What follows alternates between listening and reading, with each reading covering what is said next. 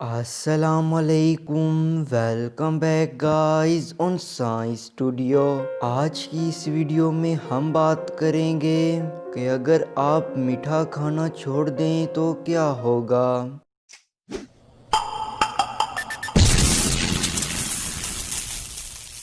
جب آپ چینی اور چینی سے بنی مصنوعات کھانا بند کریں گے تو کچھ گھنٹوں کے اندر آپ کے جسم میں کچھ تبدیلیاں آئیں گی۔ سب سے پہلے آپ کا ہارمون لیول تبدیل ہوگا۔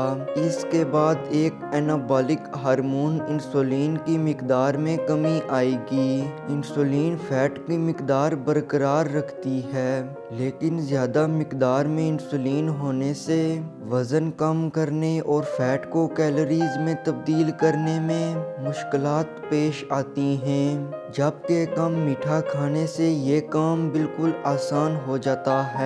کچھ دنوں اور ہفتوں کے بعد لپڈ لیول نیچے آئے گا۔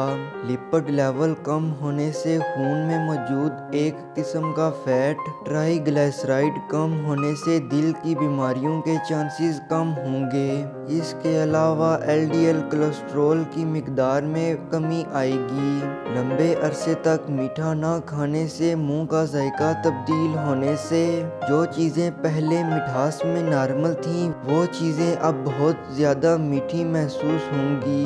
اس کے علاوہ میٹھی چیز کی طلب کم ہونے کے ساتھ ساتھ میٹھی چیز کا ذائقہ پہلے جیسا نہیں رہے گا۔ اگر آپ کو آج کی ویڈیو پسند آئی ہے تو ویڈیو کو لائک کریں، تب تک خدا حافظ۔